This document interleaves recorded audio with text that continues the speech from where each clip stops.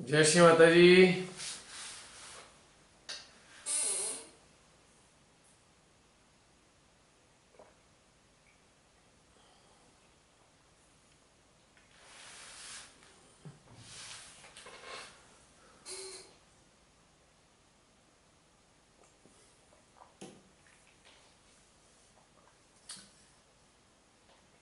मेरी आवाज पहुंच रही है जसलीन?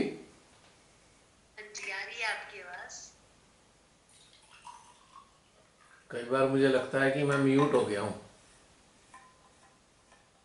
नहीं, आप अनम्यूट है। वो तो अब सुनाई दे रहा है ना।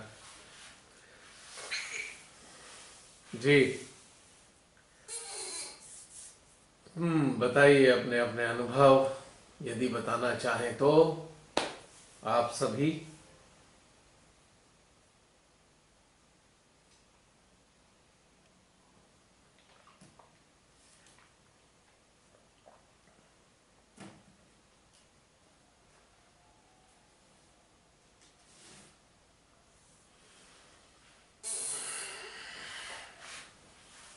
लगता है गहन समाधि में है सभी।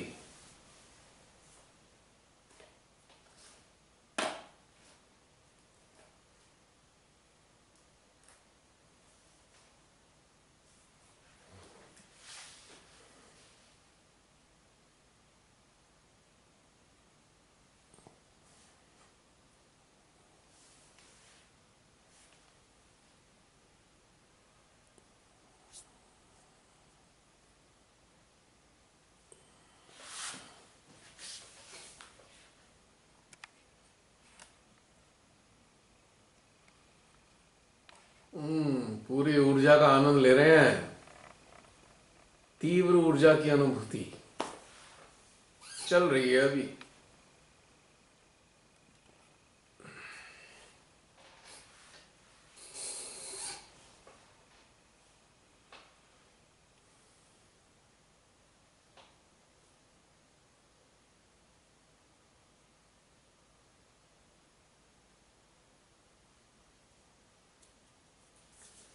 प्राची अनम्यूट कर रही हो नहीं रहे।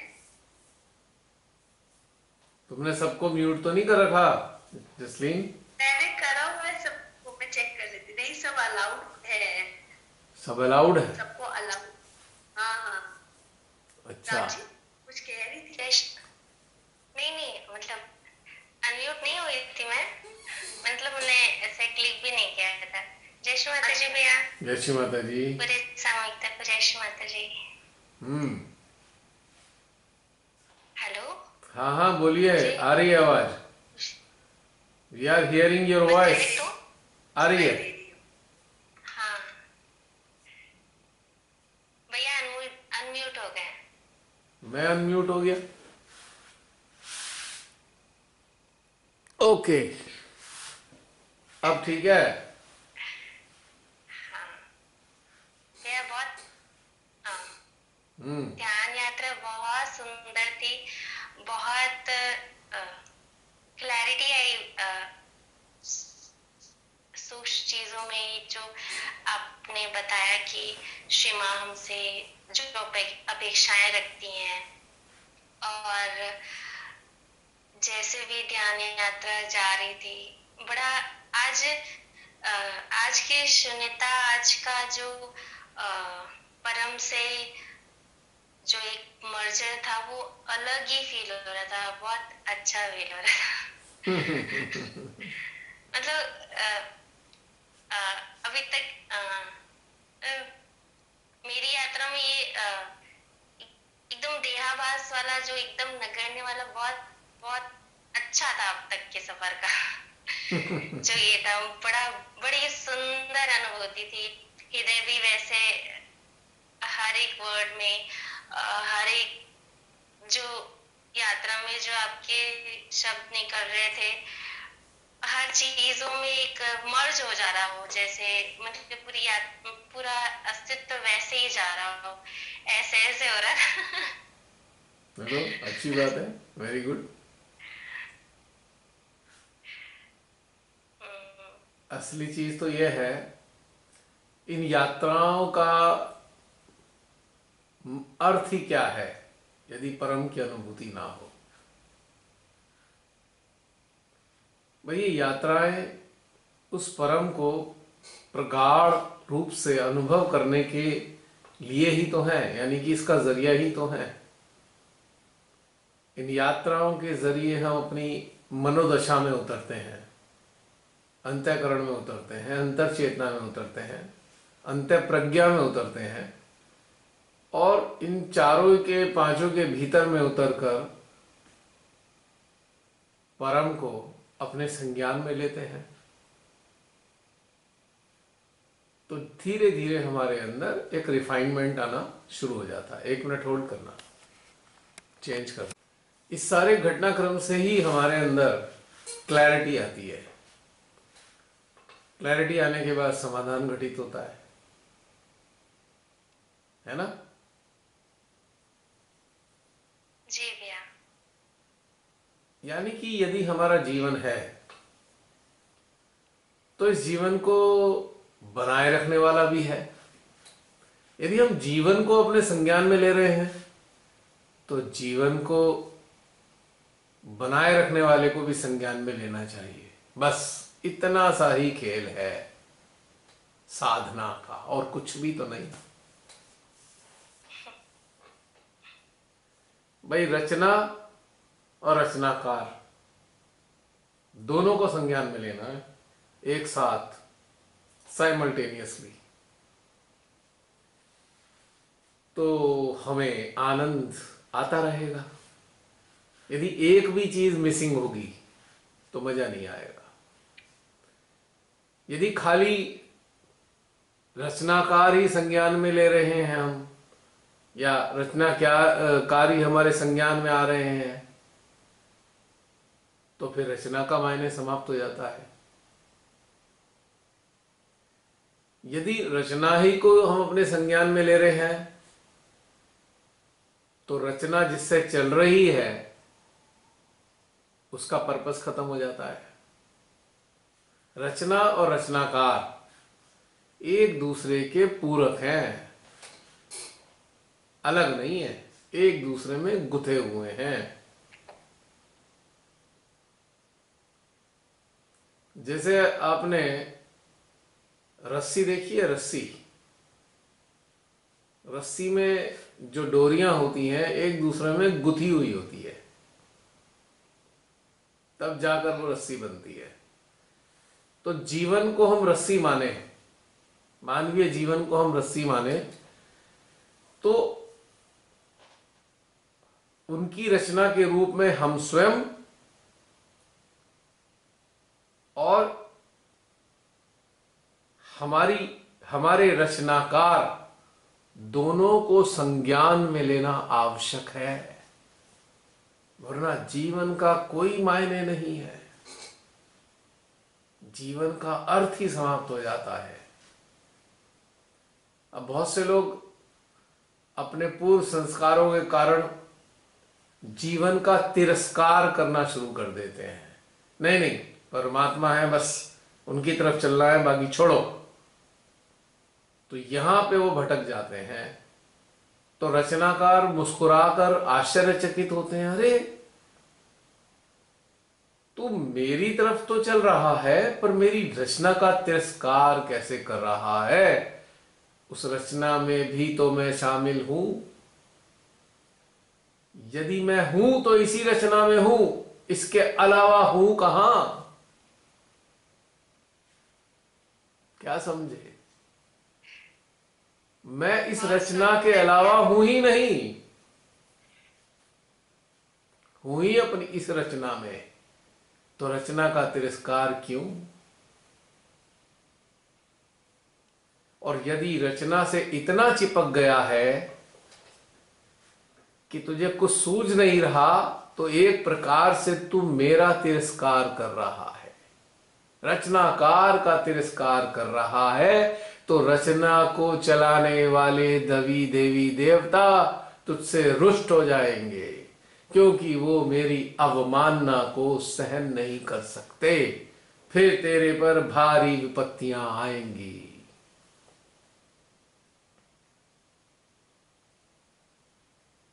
तो ये तथ्य एक सरल सा है कि स्वयं को उसकी रचना के रूप में भी संज्ञान में लाएं और स्वयं के भीतर में भी उसको संज्ञान में लाएं। बस इसी के लिए ध्यान और ध्यान यात्रा का घटनाक्रम है, बाकी कुछ भी नहीं। हाँ, वो बात और है, इस संज्ञान में लेने की प्रक्रिया के चलते अपने भीतर की अनेकों विभूतियों को भी हम अपने संज्ञान में लेकर चलते हैं, ताकि पूर्णता की अनुभूति हमें हो, पूर्णता की, अधूरापन समाप्त हो जाए। इसीलिए अपने भीतर में उतरते हैं, ताकि जो अधूरापन है, अधूरेपन का भाव नाना प्रकार का कई जन्मों से हमारी चेतना में पैबस्त हो गया है, परम को अपने जीवन में, अपने जीवन के हर पहलू में संज्ञान में लेते लेते यह अधूरापन नष्ट हो जाए, निर्मूल्य हो जाए, पूर्णता फिर आ जाएगी हमारे अंदर। बस इतना सा ही खेला है, वरना तो ये जिंदगी केवल रेला है।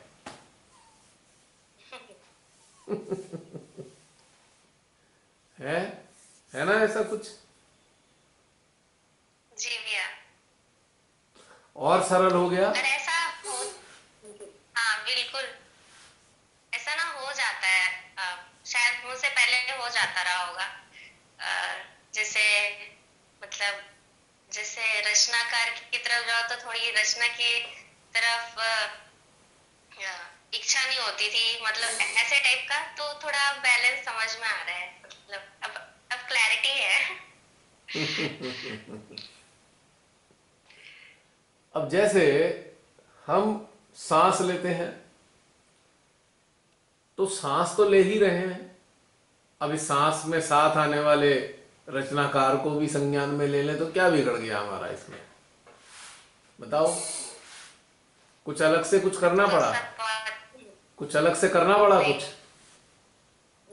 कुछ श्रम करना पड़ा, कोई व्रत रखना पड़ा, कोई कष्ट उठाना पड़ा, कोई अनुष्ठान करना पड़ा, कोई मंत्रोच्चारण करना पड़ा, कोई हवन करना पड़ा?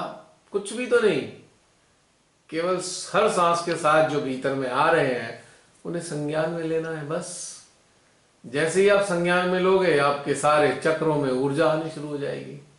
इतना सा तो सरल है, और है ही क्या। अब इतनी सरलतम चीज को समझने के लिए कितनी पेचीदा व्यवस्था महसूस होती है। मुझे तो ये संसार ज्यादा पेचीदा लगता है, परमात्मा को एहसास करना सबसे सरल लगता है। संसार में ज्यादा समस्या है, पता नहीं कितनी झमेले हैं संसार में, जो पता नहीं एक एक चीज को सुलझाते चलो।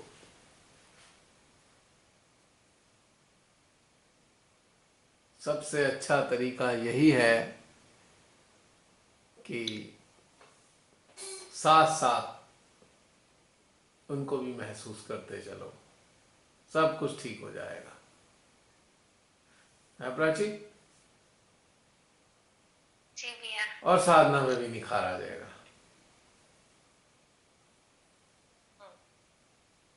क्यों? कोई तकलीफ थोड़ी ही है। अब यहां पे एक बात समझ में आती है कि मान्यता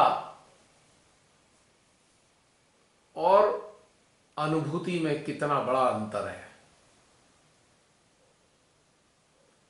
मान्यता हमारे मानस से संचालित है और मानस संस्कारों से संचालित है, और संस्कार पता नहीं कितने जन्मों में आकर बैठ गए हैं हमारे अंदर। अब संस्कारों के कारण मान्यता है। यदि सारे संस्कार जीरो कर दो तो मान्यताएं हट जाएंगी और अनुभूति बढ़ जाएगी। हमारे बहुत सारे लोग दुनिया भर के संस्कारों में ही लग जाते हैं और सरल सी हर पल घटित होने वाली अनुभूति को अपने संज्ञान में नहीं लेते। तो कहते हैं अरे अरे परमात्मा को ढूंढना बड़ा कठिन काम है। कहां कठिन है बताओ?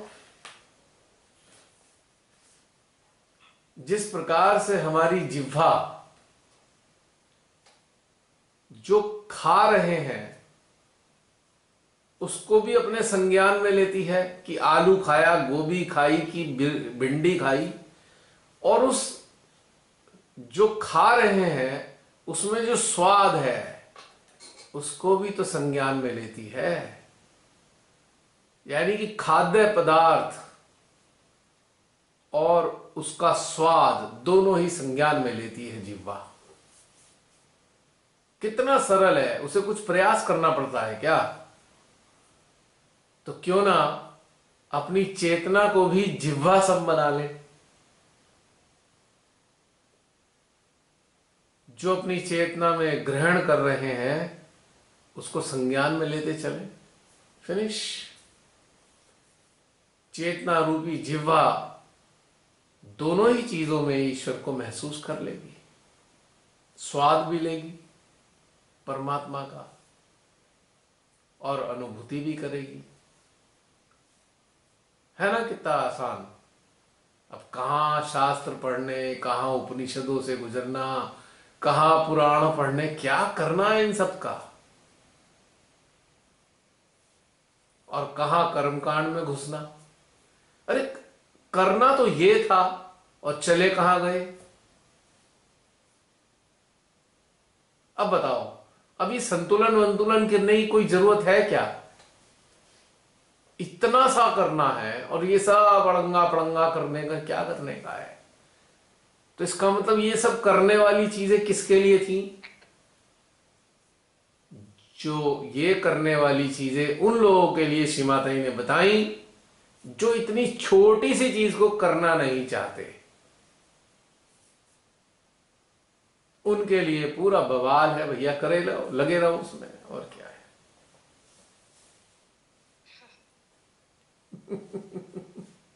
जैसे है ना वो मुन्ना भाई लगे रहो, हम कहेंगे सहजी भाई बंधु लगे रहो।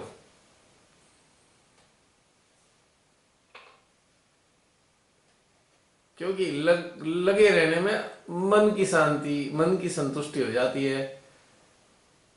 आत्मा में संतुष्टि आए ना आए पर मन संतुष्ट हो जाता है कि हाँ हमने ये कर लिया, अब ये कर लिया, अब ये कर लिया, अब ये कर लिया। जबकि करना क्या था? करना क्या था? श्वासोदी माला में सुमरिन तेरा नाम, बस इतना सही तो करना था। अब सुमिरन का लोगों ने सोचा बोलना है, नाम लेना है, मां मां मां चिल्लाना है। नहीं, सुमिरन का मतलब चिल्लाना नहीं है, बोलना भी नहीं है, महसूस करना है।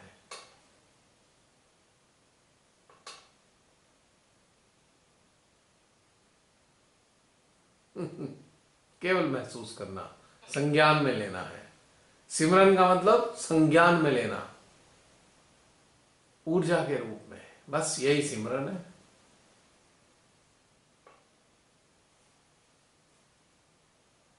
और कहां इतना झमेला और कहां इतनी सरल सी चीज।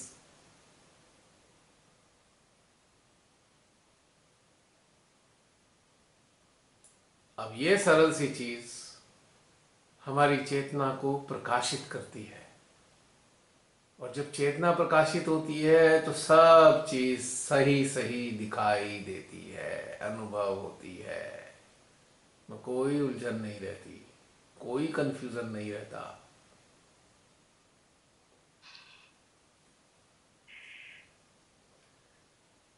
और जब हम ये सरल सी चीज में उतर जाते हैं तब जाकर डिटैचमेंट पैदा होता है,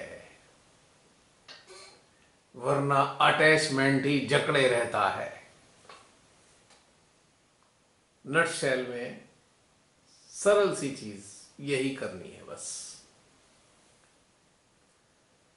और दूसरी बात, यदि हम ईश्वर को इस साधारण से तरीके से, सरलतम पद्धति से, किसी भी तरीके से जैसे अच्छा लगे संज्ञान में लेते जाते हैं, तो हमारे मन का जो अस्तित्व है वो शून्य होने लगता है। मन चेतना में समा जाता है। यानी कि मन के अंदर जितनी उथल पुथल, जितनी इच्छाएं विद्यमान थी, आकांक्षाएं विद्यमान थी, वो चेतना के संपर्क में आकर गौण हो जाती हैं, अपना अस्तित्व समाप्त कर देती हैं प्रकाशित चेतना के संपर्क में आने पर। जिस प्रकार से जलते हुए दीपक की लौ पर ढेर सारे कीट पतंगे आकर अपने प्राणों को उत्सर्ग कर देते हैं, ठीक उसी प्रकार से प्रकाशित चेतना के संपर्क में आने के बाद मन अपने आप को आहूत कर देता है, समाप्त हो जाता है। और जब मन नहीं रहा तो तुलना नहीं रही, जब तुलना नहीं रही तो पीड़ा भी नहीं रही। पीड़ा तुलना का ही परिणाम है। तुलना स्वीकार नहीं करने देती। तुलना अनावश्यक विचारों को बढ़ाती है। तुलना आंतरिक संघर्ष को तीव्र करती है। तुलना किसी को श्रेष्ठ और स्वयं को हीन, या स्वयं को श्रेष्ठ और अन्य को हीन साबित करने की प्रतिक्रिया में आपको उलझा देती है, जिसके कारण अहंकार रूपी दोष का जन्म होता है। और जब अहंकार बढ़ता चला जाता है तो ईर्ष्या रूपी विकृति हमारे अंतःकरण में अपने पांव जमा देती है। और एक बार ईर्ष्या हमारे अंदर स्थापित हो गई तो हमारे अंदर की अच्छी चीजों को वो ऐसे खाती है जैसे दीमक लकड़ी की चौखट को खाकर नष्ट कर देती है। तो इन सब बवालों से बचने का क्या तरीका? बस सीधा सच्चा अपने स्वयं के अस्तित्व रूपी रचना को संज्ञान में लेते हुए इस रचना के रचनाकार को भी इस रचना के भीतर में संज्ञान में लेना। समाप्त, फिनिश।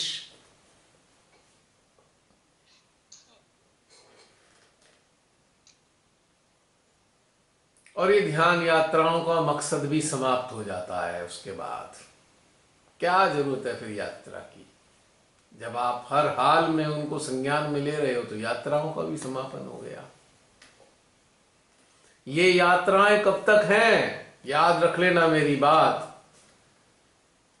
जब तक मन के भीतर संस्कार हैं तब तक इन यात्राओं की आवश्यकता है। जैसे ही आप सब संस्कारों से, पूर्व संस्कारों से हटे, इन यात्राओं का भी औचित्य समाप्त हो गया।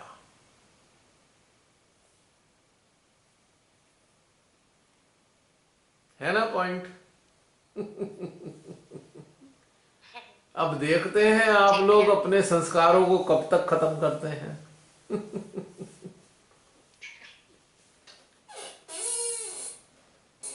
आज मैंने आपको इन यात्राओं का समापन का घटनाक्रम बता दिया।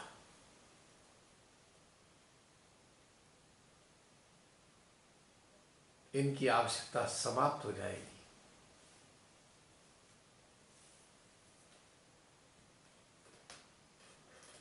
जब यंत्रणा नहीं तो इसका मतलब संस्कार भी कोई नहीं।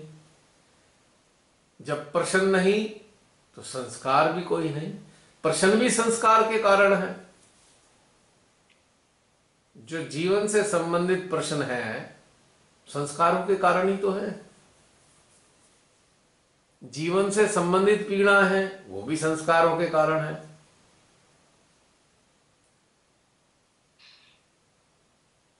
जो इच्छाएं हैं वो भी संस्कारों के कारण है।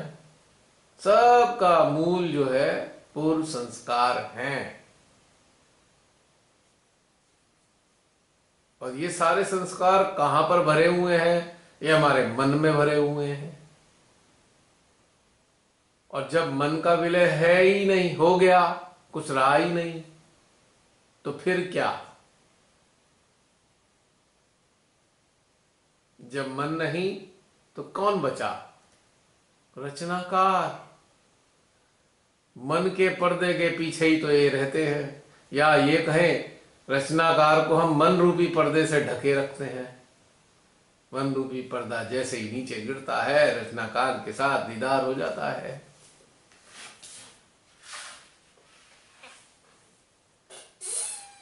अब ये प्रश्न उठेगा आप में से बहुत से लोगों के बीच में, यदि किसी के भीतर में ये घटनाक्रम घटित हो चुका, यानी कि मन समाप्त हो गया, अब वो क्या करे? तो उसको एक ही काम रहता है, जो उसके संपर्क में लोग हैं उनको इसी अवस्था में लाने के लिए सक्रिय हो जाए, बस। और क्या रह गया?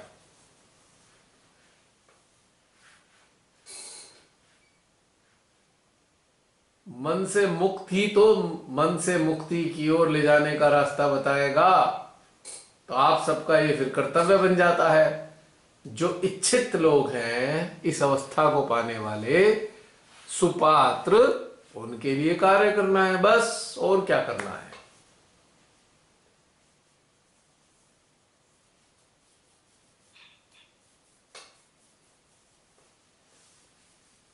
अब जैसे कि एक जीव आत्मा प्रथम बार मानव देह में अवतरित होती है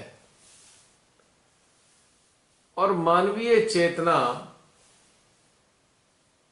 उसके संपर्क में आने पर धीरे धीरे उन्नत होने लगती है और मानवीय चेतना परम को अपने भीतर में अनुभव करने लगती है,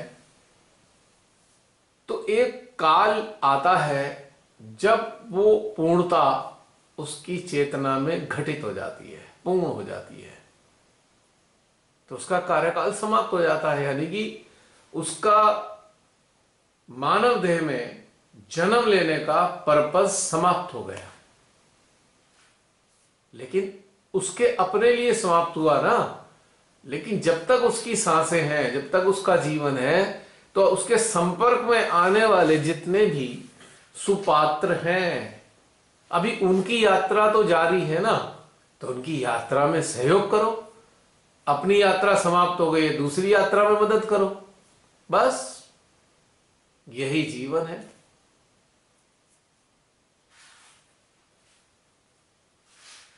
यही कर्तव्य है हमारा।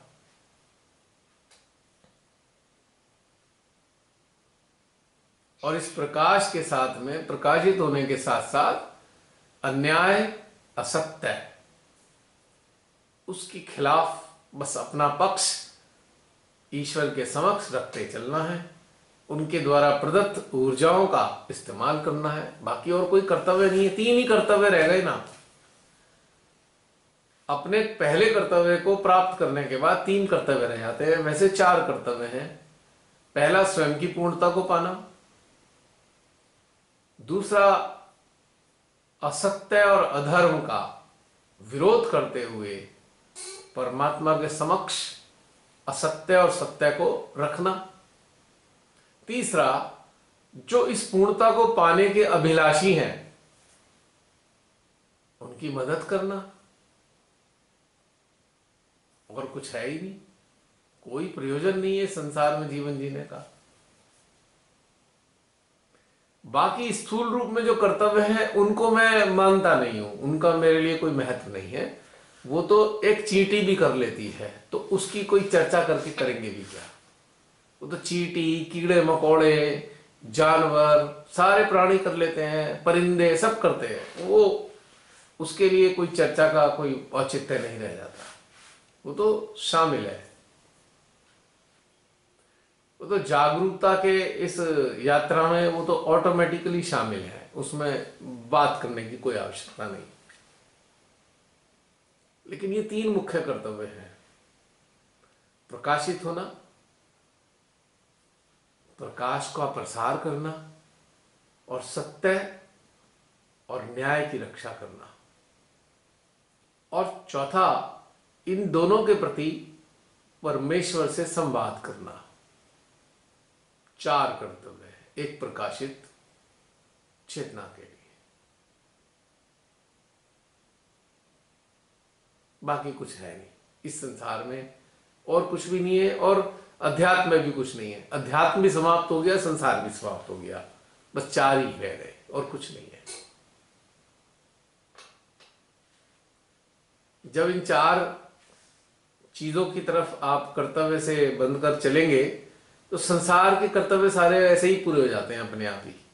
वो साधारण सी व्यवस्था होती है, उसमें कुछ नहीं होता, अपने आप ही ऐसे अवसर आते रहते हैं जो आप कर्तव्य पूरे कर सको, उसका पूरा समय दिया जाता है आपको। लेकिन हमारी चेतना इन चार कर्तव्यों को पूरा करने के प्रति पूरी जागरूक होनी चाहिए, बस इसके अलावा और कुछ भी नहीं है। यहाँ पर प्राची, उम्मीद करता हूं तुम्हारे जो बचे कुचे थे वो भी इसमें समाप्त हो गए। हाँ। इस बात में सच्ची में अंदर से इतना फ्री लग रहा है ना, अच्छा लग रहा है। अब जो भी साधक साधिकाएं बहुत कॉम्प्लिकेटेड मानते हैं इस यात्रा को, या फिर होते हैं अरे बड़ी मेहनत करनी पड़ेगी, क्लियर कट होगी पिक्चर, अपने अंदर झांक के देखो, इन चार कर्तव्यों के प्रति जागरूक हैं? यदि हैं तो सही रास्ते पे हैं, यदि नहीं है तो अपना रास्ता ठीक करो, फिनिश।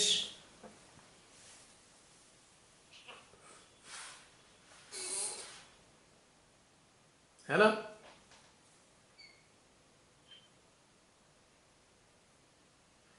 मान लीजिए हमें कुछ दिख जाता है कि ये खराब है तो हम ठीक कर लेते हैं।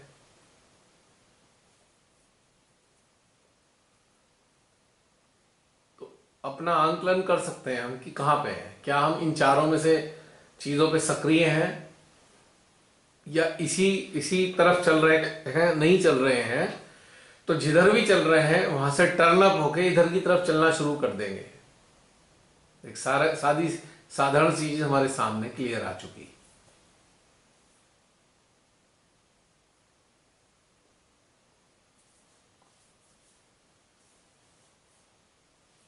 अब संसार की तरफ पूर्णता प्राप्त करने की चेष्टा नहीं करनी चाहिए, क्योंकि संसार की तरफ पूर्णता कभी हो ही नहीं सकती। यही तो खेला है माया का, यही तो उन्होंने जानबूझ के रचा है कि यहां पे पूर्णता तो है ही नहीं। ये भ्रम में डालते हैं कि इधर की तरफ चलो तो पूर्णता धीरे धीरे प्राप्त होगी, आपको है ही नहीं इधर।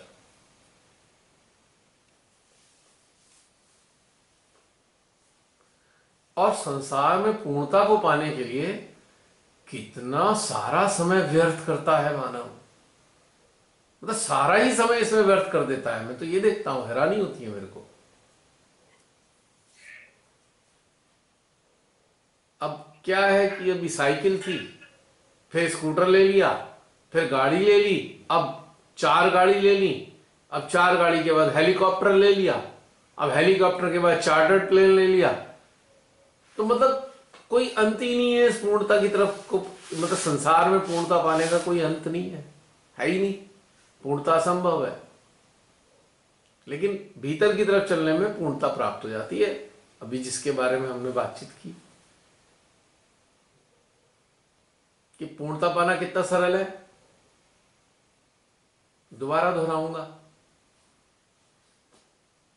कि स्वयं को, उसकी रचना को मानते हुए स्वयं को अपने संज्ञान में लेना और स्वयं के रूप में जो रचना है उसके भीतर में रचनाकार को महसूस करना। बस दो ही तो काम करने हैं, इससे पूर्णता मिल जाएगी।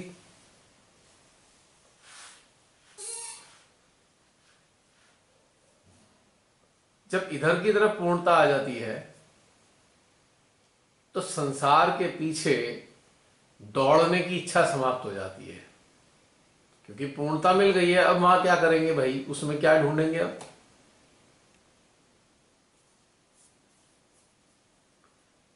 इस संसार में पूर्णता को ढूंढना ऐसा ही है जैसे राख के ढेर में चिंगारी को ढूंढना।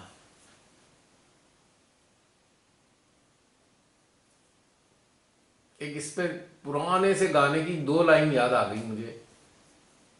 जाने क्या ढूंढती रहती हैं ये आंखें तुझ में, यानी कि ए संसार, तुझ में क्या ढूंढता रहता हूं मैं,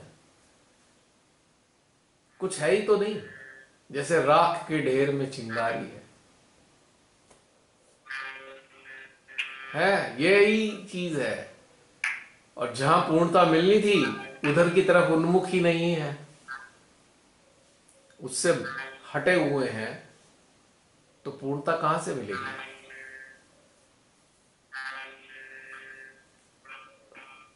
अभी जसलीन, ये कैसी विभिन्न प्रकार की आवाजें आने लग रही हैं, जरा देखना कहां से आ रही हैं ये। कर दिया, म्यूट कर दिया। कहां से आ रही थी अजीब सी आवाजें ये? बिंदिया के फोन से आ रही। अच्छा। तो प्राची, मेरी बात अब पूरी हो गई है। आपकी बात से बहुत सारी चीजें अंदर से आ गई, तो आप तक पहुंच गई, आप तक पहुंच बहुत गई। अच्छा लगा, जरूरत थी मतलब उन सब बातों की, मतलब संज्ञान में लेने की, और वापस मतलब जो नीड थी वो मिल गई। तो उम्मीद करता हूं जो पूर्णता की तरफ चलने का अभियान था वो बहुत सरल हो गया है। हाँ बिल्कुल। और हम दिल्ली को ढूंढ रहे हैं मुंबई की दिशा में चलते हुए, बस यही गड़बड़ कर रहे थे।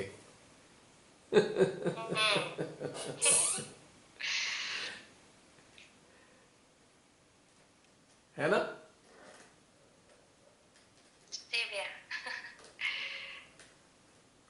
बस यही गड़बड़ होती है। मानव जो है पूर्णता को वहां ढूंढ रहा होता है जहां है नहीं, और जहां है वो उसके इतने पास है जिसकी वो कल्पना नहीं करता।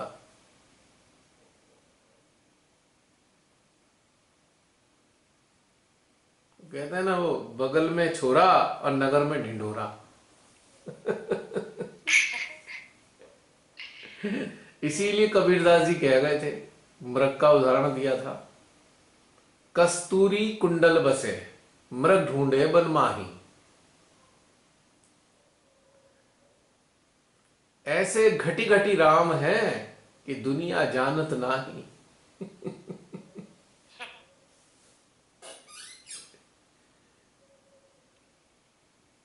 यानी घटी घटी राम का मतलब घट घट में निवास करने वाले राम। और महामूर्ख लोग क्या कह रहे हैं, हम राम को लाए हैं। अरे महामूर्ख हो, किसी की हैसियत है राम को लाने की?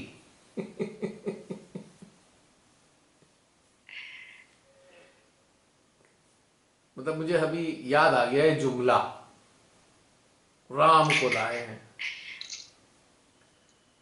भीतर में झांक कर राम को अनुभव कर लिया होता तो सारे जुमलेबाजी छोड़ के मानव कल्याण में लग जाते। अब नरसंहार में लगे हो तब कल्याण में लगे होते।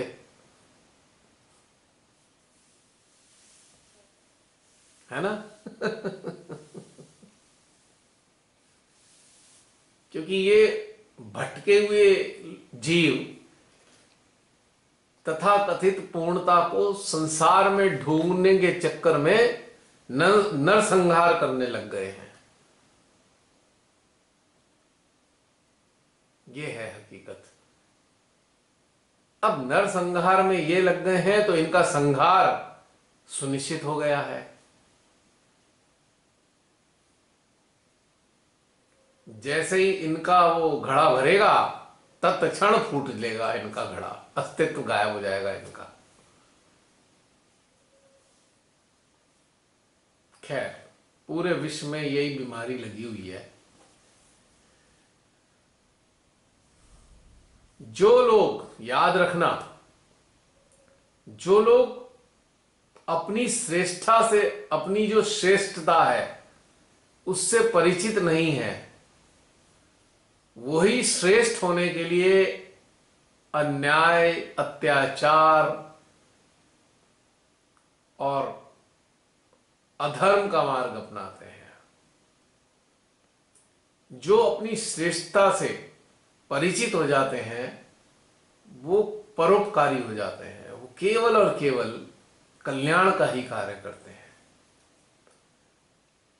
गड़बड़ क्या होती है कि श्रेष्ठता को ये बाहर ढूंढ रहे होते हैं, और जबकि श्रेष्ठता हमारे भीतर में ही छुपी होती है। बस यही कहानी है।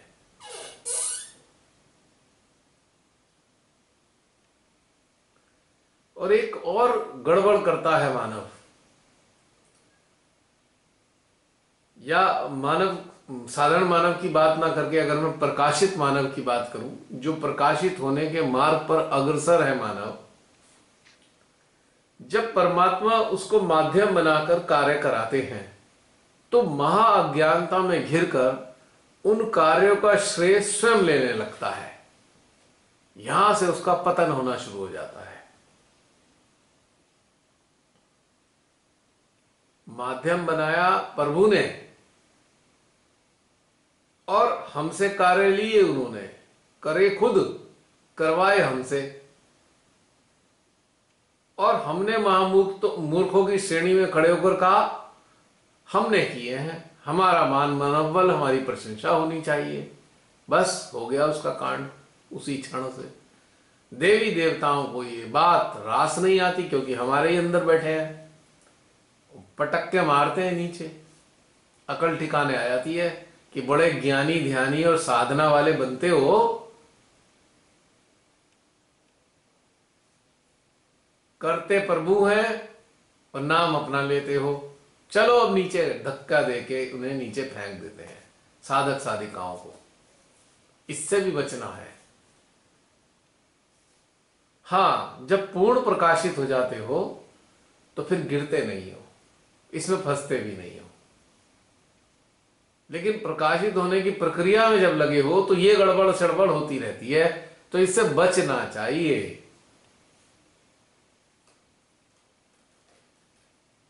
क्योंकि ये यात्रा आंतरिक परिष्करण का घटनाक्रम है, कोई प्रतिस्पर्धा नहीं है जिसमें सबको दिखाया जा सके हम कितने ऊंचे हो गए या हम कितने श्रेष्ठ हो गए। ये प्रतिस्पर्धा नहीं है, ये परिष्करण है। और परिष्करण को भी प्रतिस्पर्धा मान लेते हैं। ये बिल्कुल ऐसे ही है। बहुत पहले मैंने एक उदाहरण दिया था, जैसे वॉशिंग मशीन में पड़े हुए अलग अलग डिजाइन के कपड़े एक दूसरे से प्रतिस्पर्धा करना शुरू कर दें धुलते धुलते, और ये कहें एक दूसरे से देखो मैं तेरे से ज्यादा साफ हूं। अरे मूर्खो, धुल तो सारे ही रहे हो। मशीन कहेगी मूर्खो तुम धुलाई की प्रक्रिया में हो, कौन किससे ज्यादा कैसे श्रेष्ठ हो सकता है, मैं सबको समान रूप से धोती हूं। लेकिन कपड़ों की प्रतिस्पर्धा शुरू हो जाती है। ये मेरे को बड़ा अफसोस होता है कई बार देख के। जिसे हम परिष्करण कहते हैं वो धुलाई प्रक्रिया है, और जो आंतरिक ध्यान यात्रा है वो परिष्करण की यात्रा है, यानी कि धुलाई की यात्रा है। अब धुलने में जो चल रहे हैं, अग्रसर हैं, वो आपस में प्रतिस्पर्धा कैसे कर सकते हैं? सोचिए थोड़ी देर के लिए। इस चीज से बचना है। बहुत सारे लोगों को देखा मैंने, 20-25 साल में, मैं देखते देखते 20 एक साल हो गए, मैं देख रहा हूं अरे यार ये प्रतिस्पर्धा कर रहे हैं, मैं श्रेष्ठ हूं तेरे से। हाउ? वॉशिंग मशीन में पड़े हो फिर भी ये बीमारी खत्म नहीं हो रही।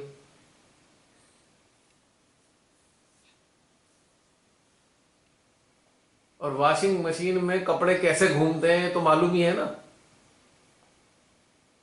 जो कपड़ा ऊपर दिखाई देता है वो नीचे चला जाता है, नीचे वाला ऊपर आ जाता है, साइड वाला लेफ्ट में और लेफ्ट वाला राइट में, सब गड़मड़ गड़मड़ होते रहते हैं। फिर भी इतनी मूर्खता कैसे कर सकता है कोई ढुलाई में चलते हुए। तो श्रेष्ठता की जो बीमारी है वो बाहर के कार्यों को करने के कारण, संज्ञान में लेने के कारण आती है। जो बाहर से हम कर रहे होते हैं उसको हम जब संज्ञान में लेते हैं तो ये मूर्खता पैदा होती है, श्रेष्ठता वाली बीमारी। लेकिन यदि हम प्यार से, आंतरिक रूप से अपने अंदर में उतरकर पूरे विनम्रता के साथ अपने रचनाकार को महसूस करते हैं तो ये कभी भी मूर्खता महसूस नहीं होती। तब हम कहते हैं प्रभु हाँ हमें अच्छे से धो, हमें तो बहुत सारी गंदगी है, सब निकाल दो। फिर हम ये कहते हैं। और कहां जब प्रभु को देख रहे हैं तो दूसरे कपड़े को देखने का समय ही कहां है। मशीन में धुलते हुए कपड़े, साबुन को महसूस कर रहे हैं कि हमें धो रहा है, तो उसे दूसरे कपड़े की तरफ देखने का कहां मौका है उसके पास, ना उसकी आवश्यकता है ना। जो मशीन में साबुन डाला जाता है, कपड़ा यदि उसको एक्नॉलेज कर रहा है कि ये मेरे धोने का एक लिक्विड है या सोप है, तो उस जो कपड़ा है उसके साथ एकाकार हो गया ना, वो उसके साथ रच गया, रम गया, उसके साथ आच्छादित हो गया उससे, सोप से। तो कहां वो दूसरे कपड़े की तरफ देख के अपना कहां से देख लेगा। इसका मतलब जिस कपड़े में साबुन अभी लगा नहीं है वही इधर उधर देख रहा है।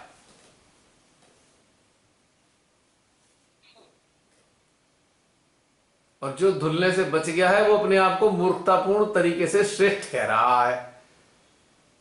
जो धुलने की प्रक्रिया में आ गए वो कहां से एक दूसरे की तरफ देखेंगे। वो तो जो सोप है उसके जो सानिध्य के आनंद में डूबे हैं। वो तो जो सोप है वो हमारे रचनाकार हैं और हमारी चेतना कपड़ा है। अब कहां एक दूसरे को हम कहेंगे मैं तेरे से श्रेष्ठ, तू मेरे से नीचा, कहां कह सकते हैं हम। सभी तो गोल गोल करके घूम रहे हैं भाई वॉशिंग मशीन में है प्राची। चलो एक बात भी अंदर से आई थी, मैंने कहा भाई लगे हाथों ये वाली चीज भी अंदर से आई, मैंने कहा ये भी इसी का हिस्सा है थोड़ा सा, अभी अभी अचानक से आया तो और क्लैरिटी आ गई होगी थोड़ी है।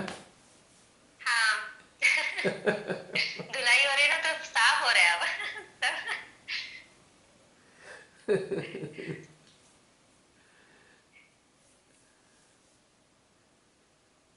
अब कपड़े का, मशीन का भी एक टाइम होता है, डालते ही नहीं धुल जाते कपड़े, एक प्रोग्रामिंग है उसकी, है ना, उतना ही टाइम लगेगा।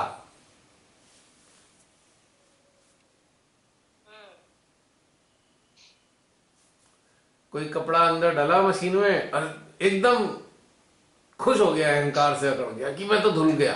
अरे भाई अभी तो शुरू हुआ है धुलना, अभी तो लगेगा टाइम। और धुला या नहीं धुला वो तो कपड़े डालने वाला ही जानता है कि साफ हुआ या नहीं हुआ। कपड़ा को तो नहीं पता कि धुला या नहीं धुला भी पूरी तरह। कपड़े डालने वाला मशीन में ही पास करता है कि धुला नहीं धुला, नहीं धुला होता फिर दोबारा मशीन में डाल देता है। तो ये हम डिसाइड नहीं कर सकते हम धुल गए या नहीं धुले। ऐसे लग रहा है जैसे आप कपड़े की आत्मकथा सुना रहे हो। हाँ, कह सकते हो। तो भैया जैसे धुलते धुलते भी अपने कुछ कचरे दिख जाते हैं, तो ये समझना चाहिए कि अभी भी प्रोसेस चालू है, धुल ही रहे, ये भी निकल जाएगा। अगर कचरा नहीं भी दिखे ना, तब भी हम जान नहीं सकते, क्योंकि ये तो कपड़े डालने वाले को ही पता है हम पूरी तरह साफ हुए या नहीं हुए। अच्छा। तो इस चक्कर में पड़ना ही नहीं चाहिए कि हम साफ हो गए या नहीं, इस बात में नहीं जाना चाहिए हमें। वही तो मैं बताने की कोशिश कर हाँ। रहा हूं कि खुद से डिसाइड नहीं कर लेना चाहिए हम साफ हो गए या नहीं हो गए, यानी कि हम ज्ञानी हो गए या नहीं हुए। ये डिसाइड नहीं करना है खुद से, क्योंकि हम जानते ही नहीं है एक्चुअली। जिसकी वॉशिंग मशीन है, जो वॉशिंग मशीन चला रहा है, जो मालिक है वॉशिंग मशीन का, जो कपड़ों का मालिक है, उसको ही पता है कपड़ा ढंग से धुला या नहीं धुला।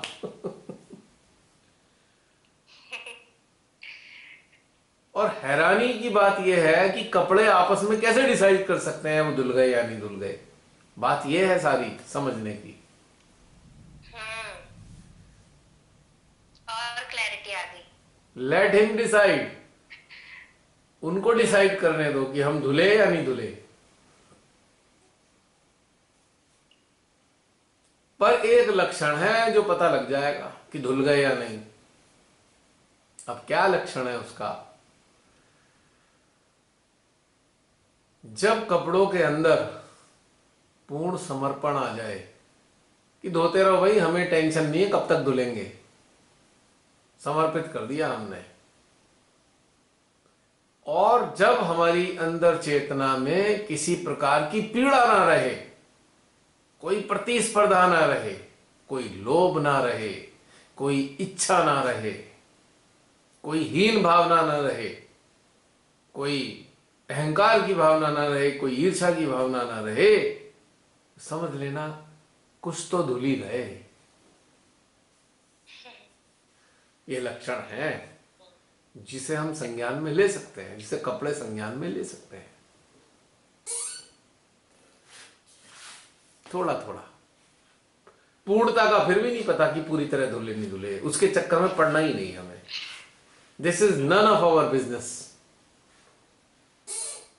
तो मैं देखता हूं सहज ही आपस में ही ऐसा शुरू कर देते हैं सिलसिला कि मैं ये और वो यूं, बस छोड़ो यार, छोड़ो छोड़ो, पता ही नहीं हमें। मतलब धुलते हुए आपस में ये चीजें कभी नहीं किसी को करनी चाहिए। और ये जो 6 महीने बाद आप सब लोग जो ये वीडियो का आनंद ले रहे हैं, आप लोग भी अच्छी तरह समझ लीजिए ये बात। ये आने वाले समय में देखने वालों के लिए भी यही बात है, वर्तमान में जो मौजूद है उनके लिए भी ये बात है, एक ही बात है, कोई अंतर नहीं है। और किसी व्यक्ति विशेष के लिए नहीं है, इस सब के लिए समान है, सबके लिए, हम सबके लिए, हम यानी कि including me. I am not special, I am also there in the process of cleaning.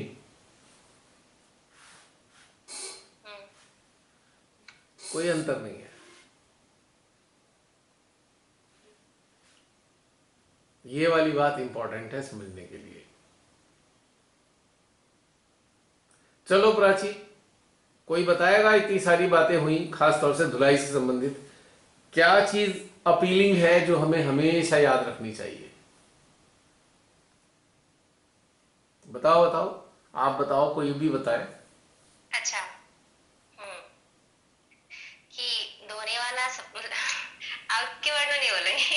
नहीं नहीं, मैं तो भाई ईश्वर की बात है, मैं नहीं थोड़ी मतलब हूं। हाँ देखो धोने वाले हैं मतलब परमात्मा, हम नहीं है धोने वाले। हाँ हाँ, धोने हम वाले परमात्मा जी। और हम सब एक ही मशीन में ही धुल रहे हैं, मतलब सबका अच्छा ली रहा है। तो एक जो आकलन वाली चीजें जो अंदर थी, कहीं ना कहीं मेरे अंदर रही होगी, वो उसमें भी क्लैरिटी आ गई। अब लग रहा है कि हाँ ठीक है, प्रोसेस में चल रहे हैं, वो आप देख लेंगे जो भी होगा।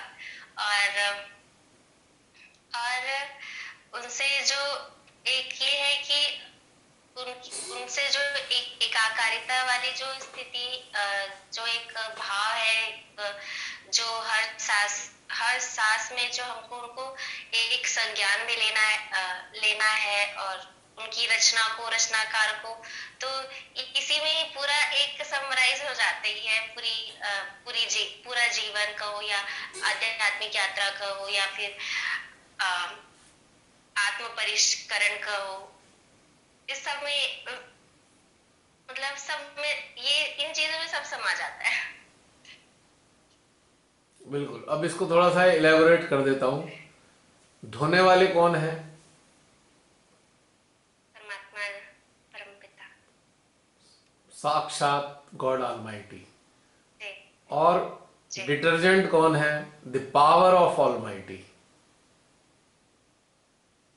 हम कौन है?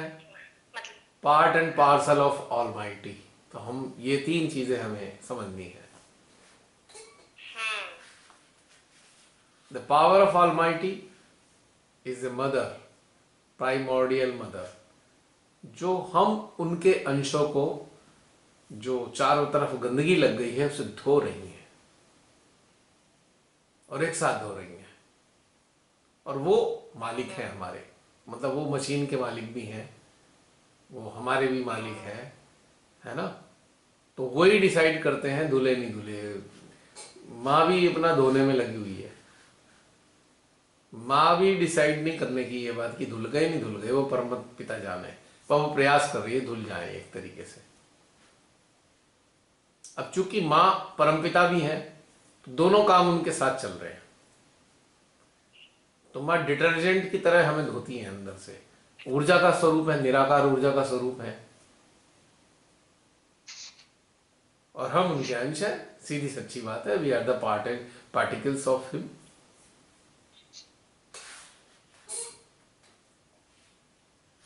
बस इतना सा खेल है, और कुछ भी तो नहीं है।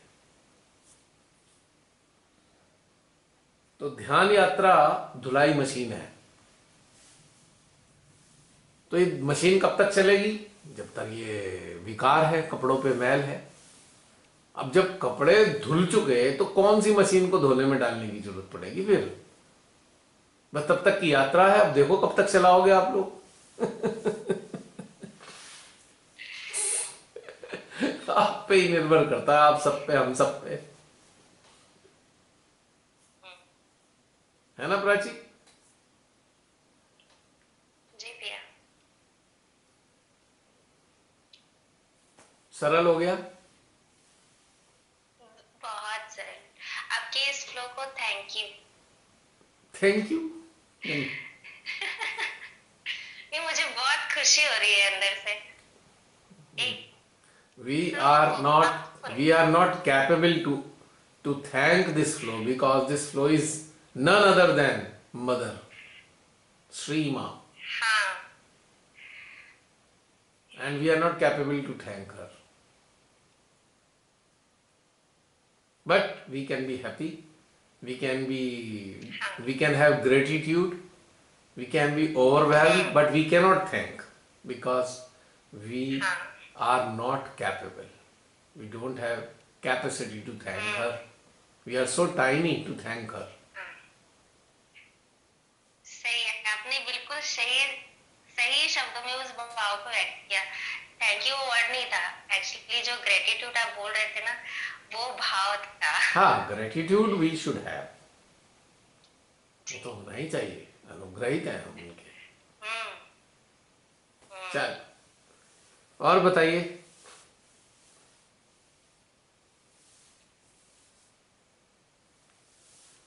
और कोई अन्य? बस भी आज का हो गया। हो गया। दिस इज प्राचीज डे। ये सभी का डे। आज तो सभी का डे है। No, no, no, no. You are representing all of them. You are the medium of representation of all of them. So that's why I said this is Prachi's day. All the queries are going through you. सबकी एक साथ जो अंदरूनी प्रश्न है, तुम्हारे माध्यम से आ रहे हैं सारे। तो इसलिए तुम्हारा दिन था ये।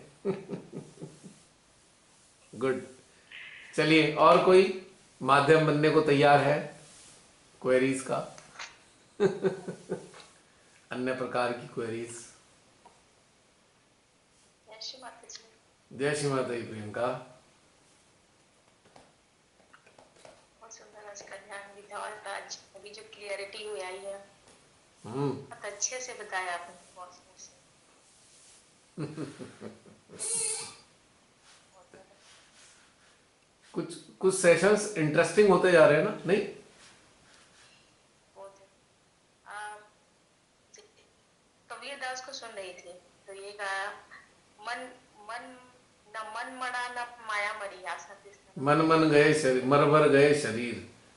न मन मरा ना माया मरी, मर मर गए शरीर। आगे भी है कुछ, मैं भूल गया हूँ। आशा कृष्ण न मरी, कह गए दास कबीर। हाँ, आशा तृष्णा ना मरी, कह गए दास कबीर।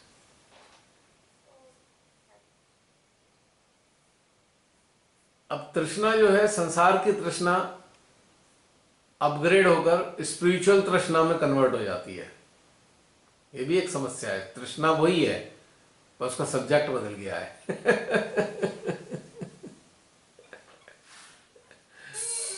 सब्जेक्ट बदल जाता है।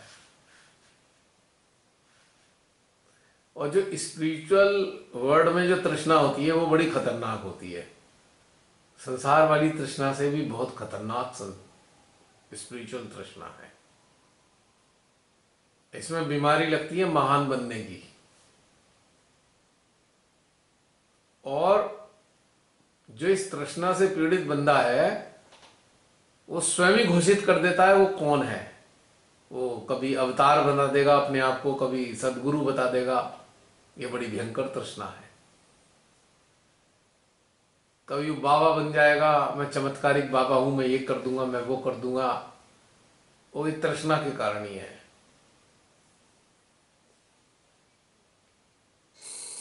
क्योंकि बीमारी कहाँ लगी हुई है? बीमारी लगी है हीनता की। और हीनता को ढकने के लिए क्या करना है? सुपर इम्पोज करना है। एक सुपर इम्पोज करता है आइडेंटिटी को अपनी दुनिया में। मैं ये हूं, मैं वो हूं। तो एक तृष्णा का ही परिणाम है। लेकिन ये तृष्णा है संसारी की, इसे स्पिरिचुअल कहना संभव नहीं है। लेकिन मैंने खाली कन्वीनियंस के लिए बोला कि इस साइड आके भी तृष्णा वहीं की वहीं है। मैं मीडिया में फेमस हो जाऊं, ये बीमारी लगती है तृष्णा के कारण। मैं पूरी दुनिया को ये दिखा दूं क्या मैं कितना ऊंचा साधक हूं, साधिका हूं, ये तृष्णा के कारण है। तो कबीरदास जी ने भी इस वाली तृष्णा की भी बात की है कहीं कहीं। वो जो बात करते थे वो दोनों चीजों के लिए होती थी, इधर के लिए भी और उधर के लिए भी। तो उन्होंने लगातार दोनों की ही बात करी।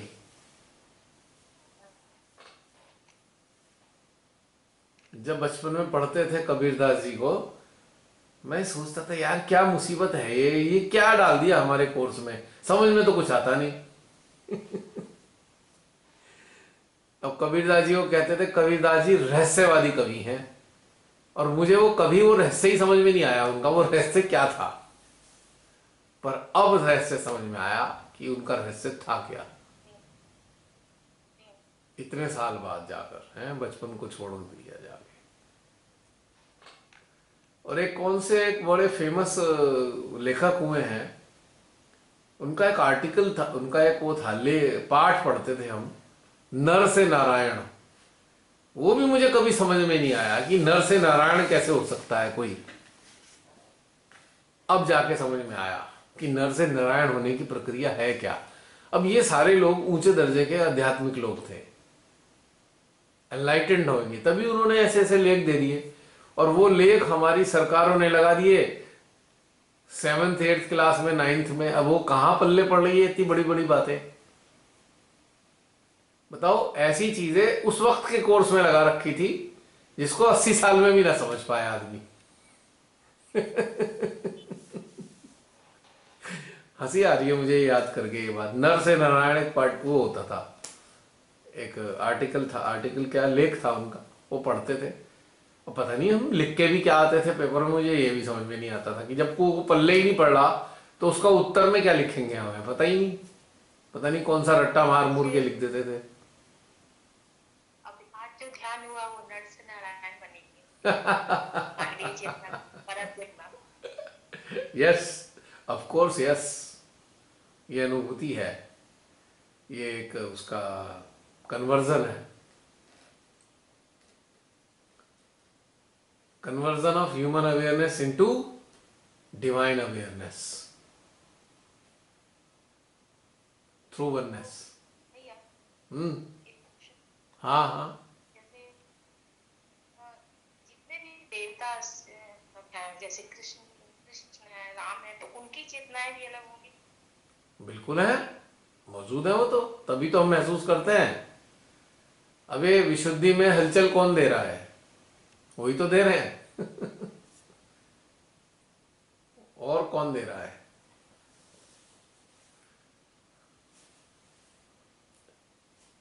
अब ये आकाश नीला क्यों दिखता है, आकाश नीला क्यों दिखता है, वही तो समाया है इसमें।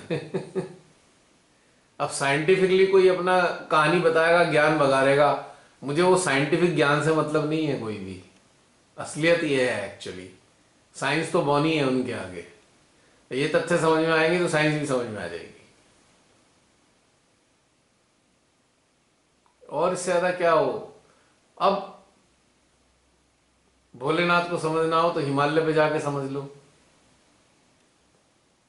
हिमालय उन्हीं का ही तो स्वरूप है, ध्यानस्थ है। हिमालय भी ऐसी रहता है, शांत शीतल ध्यानस्थ। कभी किसी पहाड़ को देखना, समाधि में नजर नहीं आता पहाड़ है, अडोल समाधि। और जब कभी वो भूकंप सा आता है वहां पे तो समझ लेना तांडव शुरू हो गया। लैंडस्लाइड होता है तो समझ लो तांडव हो गया उनका। तो सीधी सच्ची समझ में तो आती है सबकी उपस्थितियां। रचनाकार की रचना। हर चीज में वही परमात्मा कहाँ है, अपनी रचना में। कहाँ ढूंढोगे उन्हें इसके अलावा, बताओ। कोई मुझे ये बता दे, रचना के अलावा कहाँ ढूंढेंगे हम उन्हें, ये बता दो कोई मुझे, बताओ कहाँ है इनके अलावा। है को कहाँ ढूंढे रे बंदे, मैं तो तेरे पास। कबीरदास जी। अब बताओ कितनी सरल सरल बातें उन्होंने बताई। अब उनको ना समझ के हम पता नहीं क्या क्या करने लग रहे हैं भगवान के नाम पे, पता नहीं। मुझे भी एक सीधी सी बात समझ में आई कि लोग कहते हैं we are the seeker of truth. Shivatai ने भी कहा सीकर ऑफ ट्रूथ। तो भाई वो सीकिंग है कहाँ, रचना में ही तो है उनकी। रचना को भी संज्ञान में लो और रचनाकार को भी संज्ञान में लो, उसी रचना के अंदर, कहीं और जाने की जरूरत ही नहीं है। अब इसके प्रयोग आप सब कर चुके। हमने पहाड़ों में चित्त लगाया तो पहाड़ों में महसूस हुए, हमने प्रकृति में चित्त लगाया तो प्रकृति में महसूस हुए, हमने अपने भीतर में चित्त लगाया तो अपने भीतर में महसूस हुए, हमने ब्रह्मांड में चित्त लगाया तो ब्रह्मांड में महसूस हुए, हमने क्या कहते हैं उसमें आकाश गंगा में चित्त लगाया तो वहां महसूस हुए, आकाश गंगा से ब्रह्मांड से परे चित्त लगाया तो वहां महसूस हुए। मतलब जो है उसी में ही तो है वो। अब पता नहीं हमारे आदमी कहाँ ढूंढ रहे हैं उन्हें, मुझे यही समझ में नहीं आता। तो है यही इसी रचना में। और सबसे नजदीक रचना उनकी कौन सी है, हमारे सबसे नजदीक रचना उनकी कौन सी है, हम स्वयं। हम स्वयं अपने अंदर ही, कहां इधर उधर भटकना। चलिए आज एक सरलतम किंतु गूढ़तम सत्य का अनावरण हो गया। बहुत ही सरल, बहुत ही क्लियरिटी के साथ नया नाम बड़े बड़े बुक ज्ञान पढ़े हुए हैं, तो है ये क्या, इतना ही सीख। अब कोई कहे भाई मंत्र ले लो, मैं कहा भाई झंझट की जरूरत क्या है मंत्र मंत्र लेने की, तो क्यों मंत्र ले लें? ऋषि माता जी ने कहा है। हाँ कहा है, किसके लिए कहा है? जिसको ये सरल चीज समझ में नहीं आ रही तो लंबी वाली चीज कर लो भाई, और क्या है।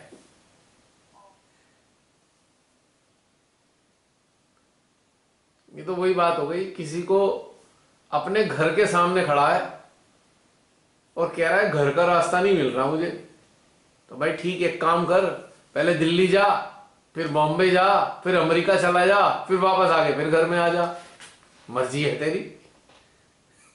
चाहे सामने खड़ा है सीधा सा घर में घुस जा, तेरी मर्जी है कहां कहां तक जाके अपने घर में घुसना चाहता है, दिस इज योर चॉइस। ऐसे नहीं लगता कि लोग ऐसे ही करते हैं? घर के मुहाने पे खड़े हैं, जाते ही नहीं अपने घर में।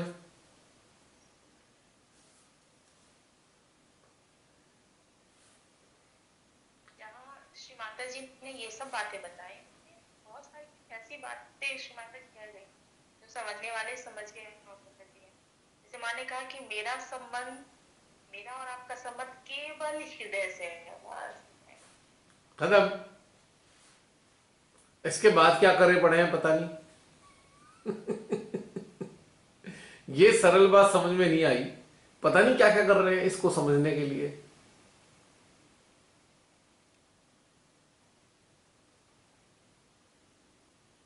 अब कितनी सरल चीज थी बताओ, कहां झंझट में फंसे रहे है प्रियंका?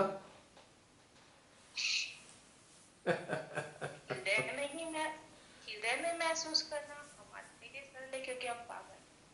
और आम से जी के लिए बहुत कठिन लगता है ये काम। कैसे हृदय में वो करना ही नहीं चाहते हैं एनर्जी रूप में या कहा। ये तुमने शब्द सही कहे कि वो चाहते नहीं,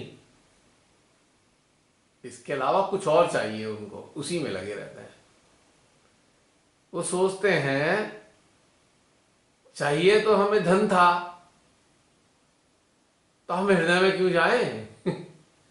हम तो शू बीटिंग कर लेंगे, उससे धन मिल जाएगा, बाधा खत्म हो जाएगी, तो अपने हृदय में क्यों जाएं? क्योंकि उन्हें धन चाहिए। फिर वहीं पे आ जाते हैं हम लोग, वहां जो आपने बताया मन संस्कार। एग्जैक्टली। यही। अब एक सरल सी बात समझो, मेरी अपनी निगाह में एक भी सच्चा सीकर, जो सच्चा सीकर है, वो ये टेक्निक वैक्निक करता नहीं है, क्योंकि उसे निर्विकल्प में जाना है। इतने हजार विकल्प लेके क्या करेगा वो? और जो ये सब करते हैं, इन्हीं में लगे रहते हैं, वो कभी निर्विकल्प हो नहीं सकते, उनकी खोज कभी समाप्त नहीं होगी, क्योंकि वो जहां खोजना था वहां खोज ही नहीं रहे। अभी मैंने घर का उदाहरण दिया ना, घर के ठीक सामने खड़े हैं, मेन गेट के सामने, पर घर में ना जाकर सारी दुनिया में घूम रहे हैं, अब फिर वापस घर में आके कह रहे हैं कि भाई हम तो बहुत कुछ करके आए हैं। भाई क्यों करके आए? सामने ही तो घर था, घुसे क्यों नहीं? वो जो इतने सारे करने का अहंकार इकट्ठा हो गया है ना, उससे ज्ञानी हो गए, उससे ज्ञानी हो गए कि हमने ये करा, ये करा, ये करा। भैया करा क्यों? क्योंकि चाहते नहीं थे अंदर आना, चाह कुछ और रहे हैं, और उस चाहत को पूरा करने के लिए ही वो सब कर रहे हैं। अगर वास्तव में ईश्वर को पाना है तो ये सब करने की आवश्यकता ही नहीं है। ये करने की आवश्यकता तभी है कि हम ईश्वर को ना चाहकर किसी और चीज को चाह रहे हैं पाना, इसलिए कर रहे हैं।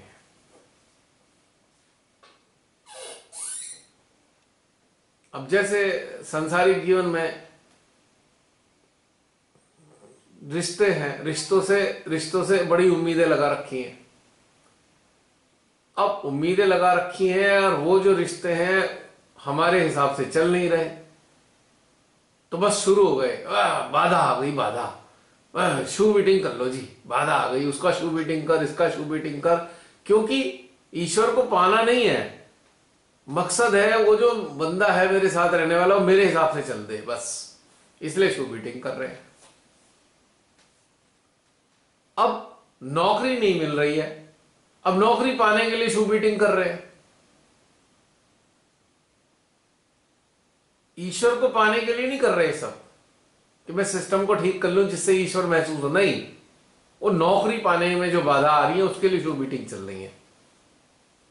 मैं आपको यहाँ पे वो याद आया आपकी बात, पूर्णता संसार की पूर्णता के लिए कर। एग्जैक्टली, वो सत्य की पूर्णता को प्राप्त करने के लिए नहीं कर रहे, वो संसार की पूर्णता को प्राप्त करने के लिए कर रहे हैं। और वो रेट रेस है, वो अंधी प्रतियोगिता है, अंधी, अनंत, वो खत्म ही नहीं होनी कभी,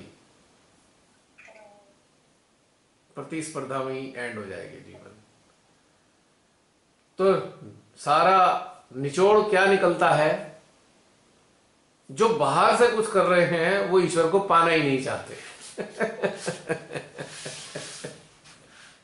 और जो पाना चाहते हैं वो बाहर कुछ करते नहीं। निचोड़ है ये।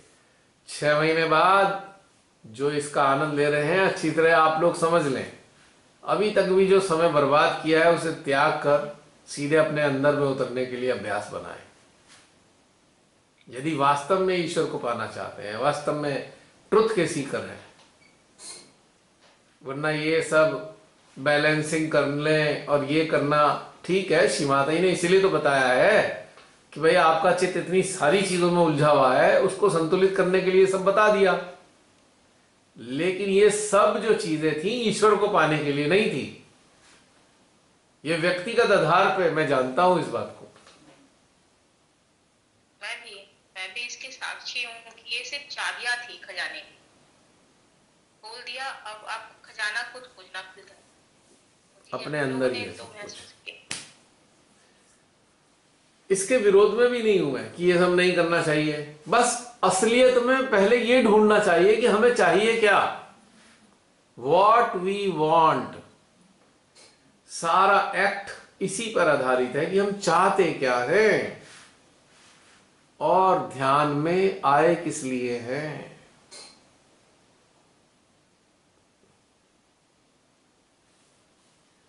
अब कोई बीमारियों को ठीक करने में ही लगा हुआ है पागलों की तरीके से, ये बीमारी ठीक कर लूं, वो बीमारी ठीक कर लूं। अरे एक बार अपने अंदर आ जाओ, सब बीमारियां अपने आप ही ठीक हो लेंगी, और नहीं भी होंगी तो बीमारियां होने या ना होने का भाव ही मिट जाएगा। भाई बीमारी है तो होती रहो, हमें क्या लेना देना तुम बीमारियों से, तुम भी रहो, हमें तो अंदर में मिल गए वो। अब बीमारी है तो और बीमारी नहीं है, कोई फर्क ही नहीं है इस चीज में। पता लगा ठीक होने की इच्छा ही समाप्त हो गई। जब परमात्मा मिल गए पूर्णता आ गई, अब बीमारी से ठीक होए ना होए ये भी झंझट खत्म हो गई। अब बीमारी ठीक करने के लिए संघर्ष कर रहे थे तो लगे हुए थे बरसों से, जब वो अपने भीतर में मिल गए तो ये इच्छा का भी समापन हो गया कि अब बीमारी ठीक करें या ना करें, छोड़ दी, सरेंडर आ गया।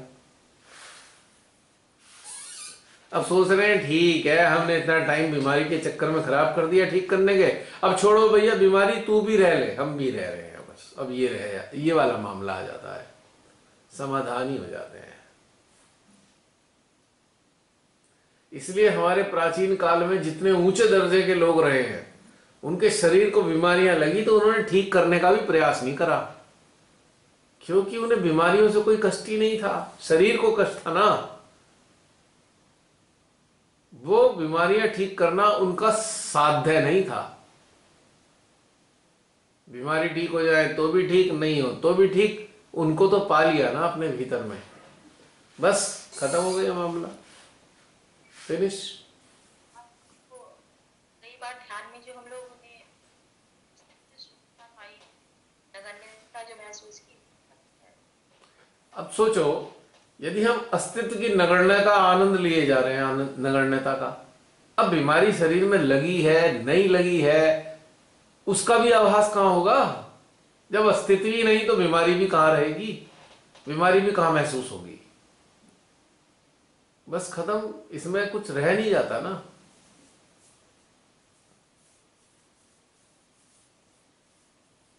यानी कि बीमारी का अस्तित्व ही तब तक है जब तक आप अपने अस्तित्व को महसूस करते हो।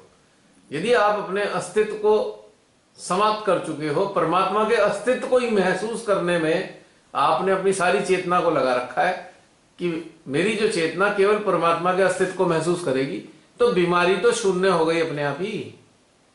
ठीक होना न होने की बात नहीं कर रहा हूं, शून्य ही हो गई, उसका अस्तित्व ही, उसका प्रभाव ही नष्ट हो गया। एक मिनट चेंज कर लूं जरा।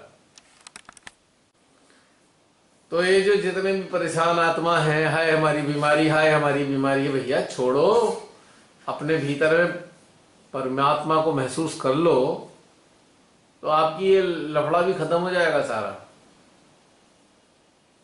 बीमारियों से संघर्ष करने पड़े हैं, संघर्ष का कोई मकसद ही खत्म हो गया संघर्ष का, क्योंकि वो मिल गए बस।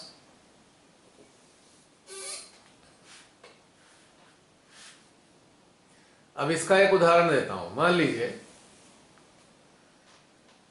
एक कोई इंसान है, उस इंसान चला कि भाई मुझे तो ना अपने दोस्त को ढूंढना है, और किसी ने कहा है मेरा दोस्त इस वाले जंगल के पार मिलता है, और मुझे दोस्त को तो जरूर मिलना है, हर हालत में मिलना है, चाहे मुझे कुछ भी करना पड़े। तो लोगों ने कहा भाई जंगल के पार तो मिलता है पर जंगल का रास्ता कोई नहीं है, बनाना पड़ेगा। उन्होंने कहा ठीक है, अब बनाने को तैयार हूं, पर मुझे तो दोस्त से मिलना ही है। तो वो लग गया, उसने पूछा, लोगों ने पूछा भाई तेरा दोस्त कैसा है, कैसा दिखता है? उसने कहा ऐसा दिखता है, ऐसा दिखता है, ऐसा दिखता है। तो उन लोगों ने सुन लिया। तो थोड़ी देर में वो अपना जंगल काटने में शुरू हो गया, जंगल में रास्ता बनाने में लग गया। वो तो लगा पड़ा है चारों तरफ, बिना देखे वो जंगल में रास्ता बनाने में लगा हुआ है लगातार। तो एक सज्जन उसके पास आता है, अरे भाई रुक रुक रुक, तेरा दोस्त तो ये रहा। अब समझदार जो होगा वो कहेगा अरे हाँ दोस्त मिल गया, चलो जंगल में रास्ता बनाना बंद। और जो मूर्ख होगा कहेगा नहीं, उसने तो कहा था जंगल के पार ही मिलेगा, मैं तो बात मानता ही नहीं, मैं तो जंगल का रास्ता बना के ही मिलूंगा उससे। भैया तेरी मर्जी है।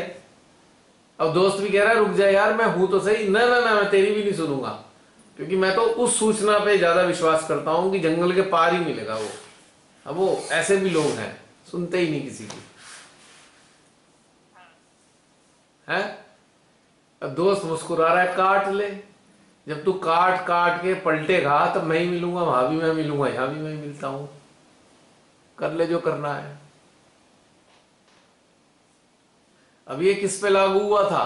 हमारे प्राचीन काल में एक बहुत महान अस्तित्व आए जिन्होंने ये कार्य किया।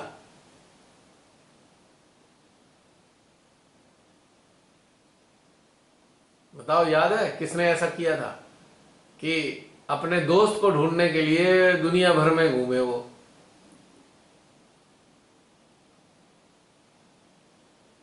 और जब उनका दोस्त मिला तो बहुत नजदीक मिला। उनका नाम था बुद्ध, सिद्धार्थ। सारी दुनिया नाप डाली उन्होंने, ये भी कर वो भी कर वो भी कर, और अंत में जब मिले तो पता लगा इतने नजदीक, फट से मिल गए। और एक और शख्सियत हुई है ऐसी जिन्होंने बड़ा प्रपंच रचा है अपने दोस्त को ढूंढने के लिए। उनका नाम था बाबा फरीद।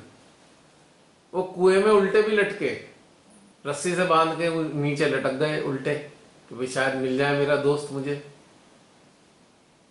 उनको भी जब उनका दोस्त मिला तो ऐसे ही मिला, सहज और सुलभ भाव में।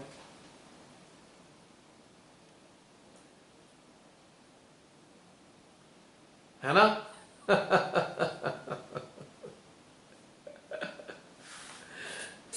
बहुत लोग हुए एक काल में जिन्होंने इधर उधर उधर उधर खोजा।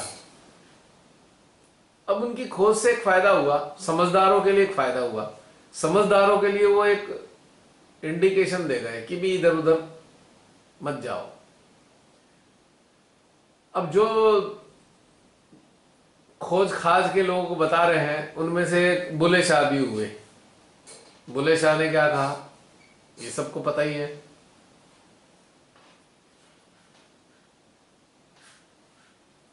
तो उन्होंने कितनी सारी चीजें बताई बुले शाह ने भी कि कहाँ इधर उधर काम कर रहे हो भाई, इनमें नहीं है कुछ भी। पर चूंकि वो जो करते हैं वो कौन होते हैं, जिनके इतने संस्कार भर गए उनके अंदर कि यही करके मिलेंगे, उसके बिना नहीं मिलने के, वो होते हैं जो ये सब करने करने में लगे रहते हैं, है ना। अभी एक हमारे नजदीकी मित्र हैं, उनके साथ भी एक दो लोग बैठे हुए थे। तो उनके साथ जो बैठे वाले थे वो थे बड़े पक्के वाले मंदिर जाने वाले, मंदिर जाते थे जो बहुत तगड़े तरके, जो फेमस थे भैया आंधी आए तूफान आए पर मंदिर जरूर जाएंगे। तो बोलने लगे, अब वो उनकी कहने लगे ये वो। मैंने कहा भाई साहब बुरा मत मानना एक बात। बोले क्या, बिल्कुल बुरा नहीं मानूंगा। मैंने कहा सच्ची बता रहा हूँ, बुरा मत मानना, मैं एक कायदे की बात बताऊंगा आपको अनुभव के आधार पे। मैंने कहा आप मंदिर किस लिए जाते हो? हैं भगवान की पूजा करने जाते हैं। अच्छा क्या करते हो मैं पूजा में? ये करता हूँ वो करता हूँ वो करता हूँ। अच्छा कब से जा रहे हो जी? 25 साल हो गए। मैं कुछ मिल गए भगवान जी? नहीं। तो मैंने कहा यही तो समस्या है, मंदिर जा कौन रहा है? जिन्हें मिले नहीं है, और जिन्हें मिल गए मंदिर क्यों जाएंगे? एकदम हो गए। वो ऐसा बोल रहे थे जो मंदिर नहीं जाता तो राक्षस होता है वो, तो ऐसे करके बात करी उन्होंने। तो फिर मैंने उन्हें एक कहानी सुनाई। मैं कहा 25 साल में मिले नहीं, और जिन्हें आप ये सोचते हो कि मंदिर नहीं जाते, हो सकता है उन्हें मिल गए हो, तो वो क्यों जाएंगे मंदिर? है, समझ में आ गई बात?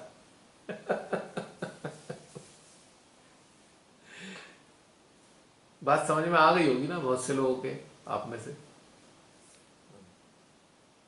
तो यहां जाना वहां जाना वहां जाना किस लिए भाई? मिले नहीं है इसलिए जा रहे हैं, मिलने के बाद क्यों जाएंगे? ये वाली बात मैंने भी एक्सपीरियंस की थी। पहले मैं बहुत प्रेयर करती थी, फिर जैसे जैसे जुड़ने लगी अंदर में तो वो होती ही नहीं थी प्रेयर्स। तो वही बाद में समझ में आया कि नहीं, अब आप नहीं बताया था कि जब मिल गए तो क्यों करना है, वो तो यहाँ तक आने के लिए था। Exactly exactly.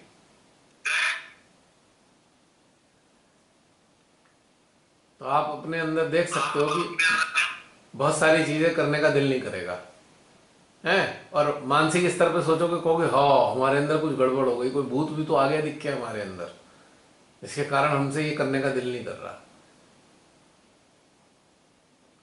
बात है एक्चुअली कुछ और। चलो आज की खोज पूरी हुई, समाप्त करें। बारिश बड़ी तेज हो रही है आज, यहाँ झमाझम बारिश हो रही है।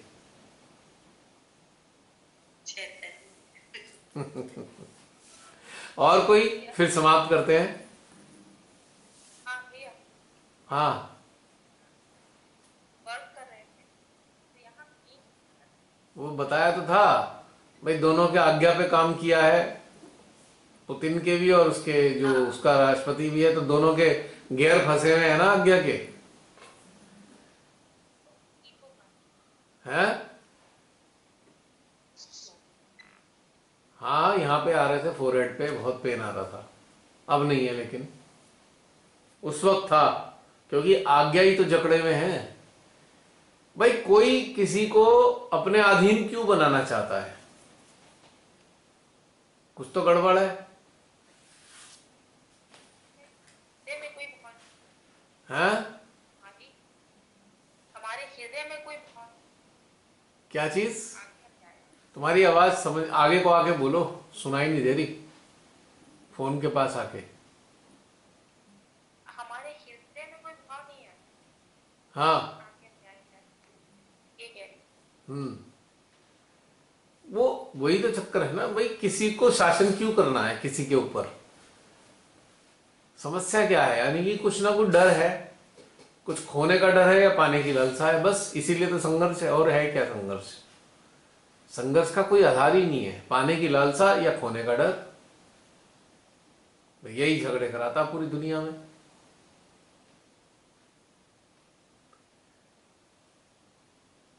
एक समय ऐसी आएगा, इन पागलों की तरफ देखना भी बंद कर देंगे हम सब लोग कि चलो मरते रहो, लड़ते रहो, खत्म होते रहो, हमें क्या लेना देना तुम्हारा। तुम्हें मजा ही आ रहा है लड़ने में तो लड़ते जाओ, क्या कर सकते हैं। छीना झपटी है ये, सारी स्थूलता की तरफ भाग रहे हैं ना, हर चीज स्थूलता की तरफ ढूंढ रहे हैं, सारी चीजें उसमें ही झगड़े झगड़े हो रखे हैं। आज तो राक्षसों का राज ही है पूरी दुनिया में, एक दूसरे पे शासन करने की प्रवृत्ति। पर जितनी भी प्रकाशित चेतना है, बस उन्हें अपने कर्तव्य पालन करने हैं, निर्लिप्त भाव में मानवता को बचाने के लिए कर्तव्य पालन करना है, बस और कुछ भी नहीं करना। और वो भी कहीं पिस्तौल उठा के नहीं जाना, तोप नहीं चलानी, सारे हथियार श्री माता जी ने दे रखे हैं, चित्त से चेतना से उनका इस्तेमाल करना है, बस, है ना।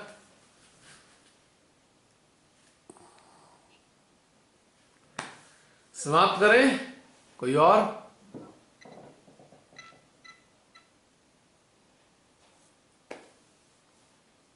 कोई और आ रहे हैं तो बताइए, वरना फिर समाप्त करते हैं वार्तालाप का। हाँ, कबीरदास की एक बात। क्या बोलो? तुम्हारी आवाज ना बहुत धीमी हो जाती है, कुछ गड़बड़ होती है आवाज में।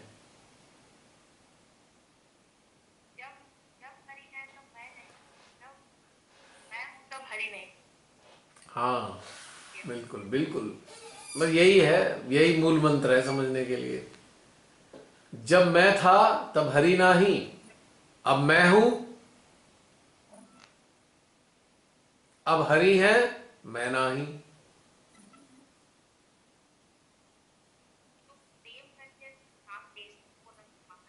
है प्रेम गलियति साकरी, इसमें दो न समाएंगे। हाँ हाँ, बहुत सुंदर सुंदर है, उन्होंने बड़ी अच्छी अच्छी शिक्षाएं दी हैं, पर वो शिक्षा जागृत होने पर ही समझ में आती है, वरना पल्ले ही नहीं पड़ती कुछ भी। समझने वाला शांत हो जाता है और ना समझने वाला पीएचडी करता है कबीरदास जी पे।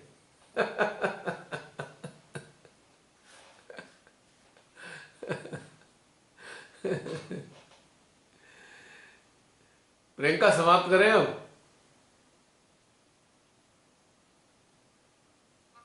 बोल दूं जय श्री माता जी सबको? जय श्री माता जी। जय श्री माता जी। जय श्री माता जी सभी को। जय श्री माता जी। आशा है कुछ चीजें जरूर समझ में आई होंगी, ताकि बहुत सारे संघर्षों से निजात मिल जाए। राइट? ओके, जय श्री माता जी।